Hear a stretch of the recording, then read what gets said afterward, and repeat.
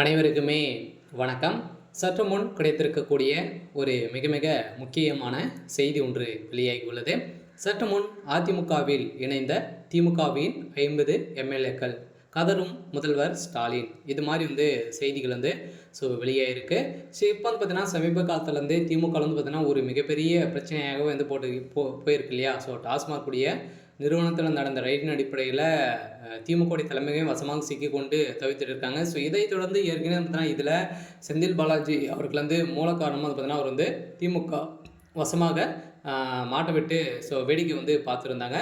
இந்த நிலையில் தான் இப்போ அதிரடியாகவும் பார்த்தீங்கன்னா திமுகலேருந்து அதிமுகவில் பார்த்தீங்கன்னா செந்தில் பாலாஜி அவர்கள் திமுக ஒரு 50 எம்எல்ஏக்களுடன் பார்த்தீங்கன்னா இப்போ இணைய போகிறதாக பரவலாகவே இப்போ பேசப்பட்டு இருக்கு. இந்த நிலையில் தான் பார்த்தீங்கன்னா திமுகவுடைய அறிவாளருமே பெரும் அதிர்ச்சியில் இருக்காங்க. அதே மாதிரி பார்த்தீங்கன்னா அமைச்சர் துரைமுருகன் அவர்களும் பார்த்தீங்கன்னா பொதுச் செயலாளர் பதவியிலிருந்து பார்த்தீங்கன்னா நீக்கப்பட்ட சம்பவம் பெரும் பரபரப்பை ஏற்படுத்தியிருக்கு. சில திமுகவுடைய ஆட்சி கலைக்கப்படும் அப்படின்ற மாதிரி இப்போ தகவல் வெளியாக இருக்குது.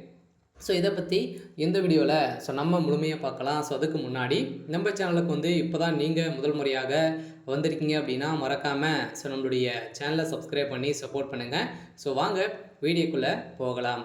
பார்த்தீங்கன்னா நம்ம அனைவருக்குமே தெரியும். பார்த்தீங்கன்னா திமுகவில் ஒரு மிகப்பெரிய பிரச்சனை போயிட்டு இருக்கு இல்லையா? வருகின்ற சட்டமன்ற தேர்தலில் திமுக ஆட்சிக்கு வரத்தே ஒரு மிகப்பெரிய கேள்விக்குறியாகவே மாறிடுச்சு. இந்த நிலையில் தான் இப்போ பார்த்தீங்கன்னா செந்தில் பாலாஜி அவர்கள் ஏற்கனவே திமுகவில் எக்கச்சக்கமான பணங்களை ஊழல் செய்துட்டாரு. இருந்தாலுமே பார்த்தீங்கன்னா திமுக செந்தில் பாலாஜி அவர்கள் டார்கெட் பண்ணி தான் அவர் மாட்ட வச்சு இது மாதிரி சிக்க வச்சுருக்காங்க. ஏற்கனவே செந்தில் பாலாஜி அவர்களுக்கும் ஸ்டாலின் அவர்களுக்கும் இடையே தான் ஒரு பிரச்சனை போயிருச்சு. அதிமுகவில் செந்தில் பாலாஜி இருந்தபோதே இருவருக்குமே தான் பிரச்சனைகள் முட்டி இருந்தது.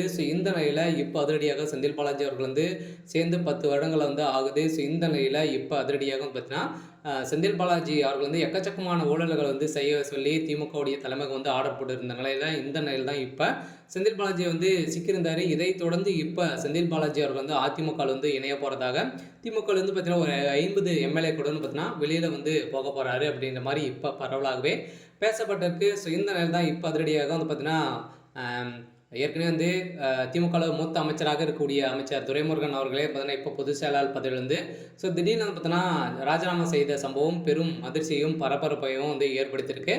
இந்த நிலையில் தான் இப்போ திமுகவுடைய தலைமையகம் செல்லியாக பார்த்தீங்கன்னா ஒடிந்திருக்கு. கூடிய விரைவில் திமுகவுடைய தலைமையகம் தமிழகத்தில் ஆட்சி மாற்றம் ஏற்பட போகுது அப்படின்ற மாதிரி தான் இப்போ வெளியே இருக்க பார்த்தீங்கன்னா அதிரடியாக இப்போ ஆளுநர் என்ற ரவியுடைய ஆட்சி தான் வரப்போகுது அப்படின்ற மாதிரி ஒரு பரவலாகவே செய்திகள் வெளியே இருக்குது.